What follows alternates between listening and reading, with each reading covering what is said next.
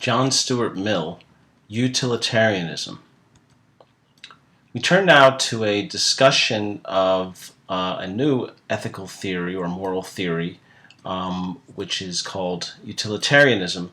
And in getting into that, I'd like to do a bit of a short review of some of the ideas we saw in Plato and Aristotle and in virtue ethics and compare that to the view of hedonism.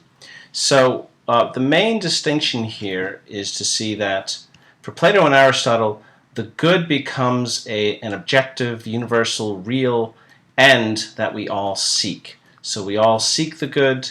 The good is that which is sort of at the aim, what we aim for. So, for example, when we say that I seek happiness, it's actually the good. Happiness is sought because it's a good. If I seek success in life, that's a good. Pleasures are types of good, but they're not the only goods, and so on. And of course, this can lead to the question, well, what is the good? And in response, we see Epicurus, who was one of the ancient Hellenistic philosophers, and hedonism. And they reject this idea that there's this sort of external, objective, universal good, and suggest that the good is just the pleasurable itself, that what is happiness? It is pleasure. What is success in life? It's pleasure. And there's no pleasure that's a type of good, but rather the good is just the pleasurable. And so this is espoused by Epicurus and others. So we can then ask, well, what is happiness within this context of hedonism? And we see here that happiness becomes a state of pleasure. And in particular, a state of pleasure that is bereft of or without pain. And Epicurus, for example, gives a delineation or a classification of what we need for pleasure in terms of pleasure in order to acquire happiness. For example, these pleasures must be intense, like joy, virtue, for example. So they still focus on virtue, even if they're seeking pleasure, because the virtues, like wisdom and being just and being honest, still bring long-lasting, also intense pleasure. Long-lasting, something like friendship is long-lasting, right? It's different from eating a piece of cake, right? That lasts for a moment, but friendship can last for life. And they must be pure and free from pain to the extent possible. So these would be the highest types of pleasures, knowledge and contemplation being an example. If we recall from Aristotle's ethics, Aristotle suggests that contemplation is, in a sense, free from pain, and we're independent to do so because we're really not tied down by anything except, I guess, our body and our needs of the body. So the Epicureans kind of incorporate the Aristotelian view of happiness, but at the same time, they reduce it all to the notion that, well, the good is not something out there, but the good is just something that we seek. So this sort of pivots us toward utilitarianism. Now, utilitarianism originates with this fellow here, Jeremy Bentham, in the 18th century. So we've made a big jump, if you've noticed, in the history of philosophy from the ancient era to the modern era. Bentham is the father of utilitarianism, of this moral theory we're looking at. He was a social hedonist. So he's a hedonist. The good is just the pleasurable. And happiness is then expressed as the maximization of pleasure, while minimizing pain. But we are also social animals. So he recognizes this. Our happiness is not just tied to this kind of hermit-like happiness living out in the wilderness and seeking one's own pleasure. We're not, moles or some type of animal that lives on its own. Rather, we live together as social animals, and our happiness is tied to others. And this makes sense. I mean, most of our early life is our family raises us, and so certainly our happiness depends upon, our family giving us a happy life at some level, or whoever raises us. So we really can't achieve happiness without recognizing that to do so, we have to kind of incorporate the other person into our kind of vision of what's going to make us happy. And so this is where utilitarianism starts. Notice that when we're reaching the 18th century, We're passing through the Enlightenment, where the human being kind of sees themselves as more autonomous, free-thinking. Democracy starts to pick up the French Revolution. So people are thinking more in terms of our being more socially aware. These class structures between, for example, the kings and the lords and the peasants are falling away. And so there's this sense that we all kind of ought to have a share in happiness and also ought to take care to ensure that others do as well. And so this is where utilitarianism picks up. Okay. Now Bentham espoused this particular principle, which he called the greatest happiness principle, and it states, so act as to bring about as much happiness in the world as you can in the circumstances you face. Now I think at some level what's really interesting about this principle is that at some level I think that we can all agree that there's some legitimacy to this principle, and really kind of to reject it, it seems that you'd have to have some sort of immoral edge in you at some level, or at least a very kind of asocial edge in you, that you're not trying to bring about happiness in the actions you do. I suppose you could be indifferent, but certainly to see it from the opposite perspective, that you should seek to decrease happiness, well, there would be something already immoral in that. And I should note that the ancients certainly do put some emphasis on social virtue, and this is seen, for example, in Aristotle's discussion of justice, which he says is the most kind of neighborly virtue. And we'll talk about that as we move on, because John Stuart Mill, we will be chiefly studying, right now we're talking about Jeremy Bentham, who's the father of utilitarianism. So John Stuart Mill, he will discuss justice in his utilitarianism. So how do we achieve this greatest happiness? That's the question. And from this, we kind of get a second principle, or a application of it, of the first, which Bentham calls the hedonistic calculus. And the calculus is as follows. If we want to determine whether an action is moral, we take the expected good and we subtract the expected bad. And if we have a positive value in our determination, then the action should be deemed moral. I note here that based upon this, utilitarianism is a form of consequentialism. This should be obvious. Right and wrong are the result of the consequences of an action. Why? Let's look at our action. We determine what will be the expected. In other words, the consequences, good and bad. So it's consequentialism.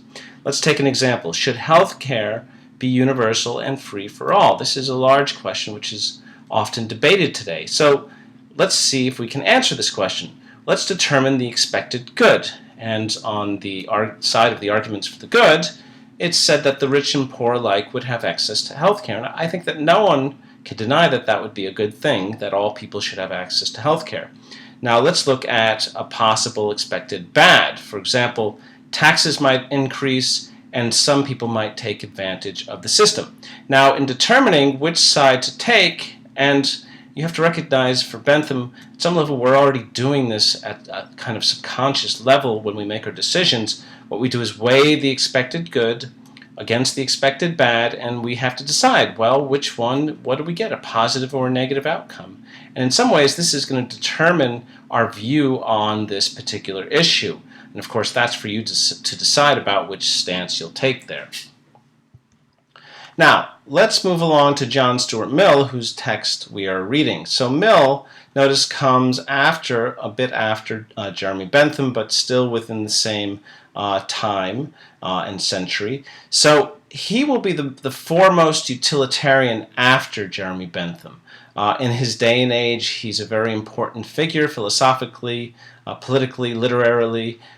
He's a forerunner of liberalism or libertarianism, which is espoused in his work on liberty, which is the idea that basically the government should not interfere with our freedom to the extent possible, and as citizens, as individuals in the state, really our actions should be free, including free speech, to the extent that we're not harming others. So that would be liberalism in that sense, not the type of liberalism we think of today when we think of the liberal and the conservative, but libertarianism. There is a party that's like that, and that has roots in this. So he supported freedom, equality, and the rights of women, which can be seen by some of his texts on liberty, and for example, the subjection of women, which he wrote with the daughter of his wife, and who had died by then, and his wife was a very significant supporter of women's rights at that time. So, a little bit of history here. James Mill was John Stuart Mill's father, and at a very early age, James Mill subjected John to a very intense, rigorous education program. He kind of didn't let him out to play and stuff. He taught him Latin by age 3. By age 5, he had learned ancient Greek. And by age 7, he was apparently teaching his other brothers and sisters these languages. He also indoctrinated John Stuart Mill into the utilitarianism of Bentham, his friend. So James Mill is friends with Jeremy Bentham at this time. John gets indoctrinated, and so he becomes a big supporter of utilitarianism. But at some level, you could say John Stuart Mill was a bit more of an intellectual, you could say owing to his father, more philosophical, and so he had some questions about Bentham's version of utilitarianism. He really doesn't change these, however, until his father, his honored, respected father, dies, and after that he begins to kind of alter some of Bentham's views to make them a little more complex in order to address what he considers problems. This leads to the distinction then between act and rule utilitarianism. So act utilitarianism is basically Bentham's version. So it's the idea that in determining happiness and the moral actions, we only look to the GHP, the greatest happiness principle, in order to determine our moral decisions. A further point is that Bentham considers all pleasures to be only quantitatively distinct. So, in other words, the distinction between sex and, for example, playing music or reading a nice book or being successful at your job, etc., is just quantity. This is kind of a Freudian approach or an evolutionary approach from that perspective. Mill kind of takes a more sort of delicate position, a more subtle position. He says there is this principle and this is the basis, but there are also other principles, and he distinguishes them between the primary principle, which is the greatest happiness principle, and other secondary principles, which we'll look at in a moment. And he says, well, pleasures are not just quantitatively distinct, but there are qualitative and quantitative differences. There are the pleasures, for example, of the body and of the mind, and these just seem to be different. For example, there's sexual desire, and there's love amongst the family, or there's just the desire of eating a cake, and there's the pleasure of eating a cake, and there's the pleasures, for example, of friendship. And these are just not absolute. You can't just distinguish these quantitatively. There are qualitative distinctions there. It's interesting that Mill espouses this because at some level, in doing so, you'll notice that he kind of moves a bit toward Aristotle's view that pleasure is just another kind of good. You see that? Once you add the quality. Still, Mill clings to utilitarianism and never kind of moves away from it as being indoctrinated in that view. But still, he offers a nice, more sophisticated version, which is often espoused by utilitarians even today. So, primary principles, the greatest happiness principle, and the hedonistic calculus. So, this for Mill and for Bentham becomes the basis of morality. Now, here's the key. We refer to it, however, only in the event of moral uncertainty. In other words, in normal life, we actually appeal to secondary principles, which I'll get to a second, and it's only when we have some uncertainty about how to act that we start to make this calculus about what's right and wrong. For example, World War II, there was often the issue, should we drop bombs on civilians? There's the question of the nuclear bombs, for example, on Hiroshima and Nagasaki. So you have to make a kind of calculus there and say, well, look, innocent people are going to die, but maybe there's a larger reason, a larger good that's going to be helped as a result of this. And so the GHP and the hedonistic calculus are applied. Now, in normal circumstances, obviously, it would be absolutely wrong to kill innocent persons. And those principles we kind of know without really making this calculus. And these are secondary principles, which are norms of moral actions. And these are the principles that we kind of go have and espouse and make laws about and live with in normal everyday life. Don't lie, cheat, steal, etc. They're the norms of our social action. They've also been acquired throughout history, a kind of social calculus that was done throughout history where we kind of learned what was better and what was not. So we learned that it's better not to kill each other, it's better not to cheat and steal, but to be honest. And so over time, kind of like rituals, habitual practices, and a note there, you might think of Aristotle's view of virtue as tied to habit. He's kind of implying that here. So we learn these throughout history, and we generally don't question them unless there is some uncertainty, like that example. And so I think this is a nice subtle distinction that Mill can make.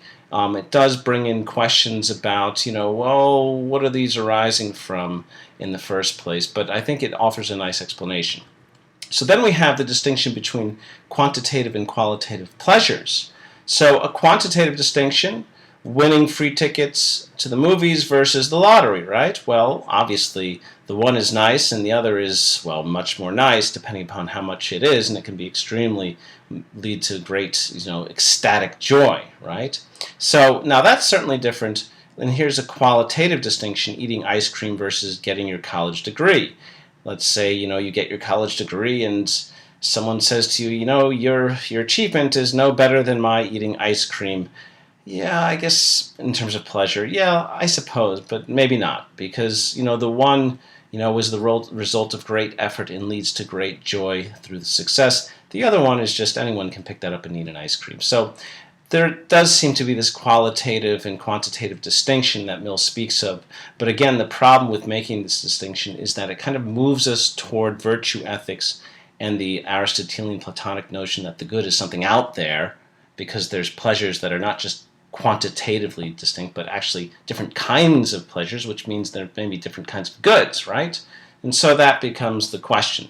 And so I end this with a very famous statement of Mill that kind of helps to clarify this in words that are more memorable. And he says, "It's better to be a human being dissatisfied than a pig satisfied." So qualitatively, in terms of pleasure, as a human being, our pleasures are always qualitatively better than a pig, even if the pig has all the quantitative satisfaction of pleasure. And again, he says it's better to be Socrates dissatisfied than a fool satisfied. So intellectually speaking, those pleasures seem to be higher than a fool being satisfied with all the pleasures of, let's say, wealth and food and sex and all that stuff. And so this is the sort of interesting and very famous statement that serves to distinguish those types of pleasures.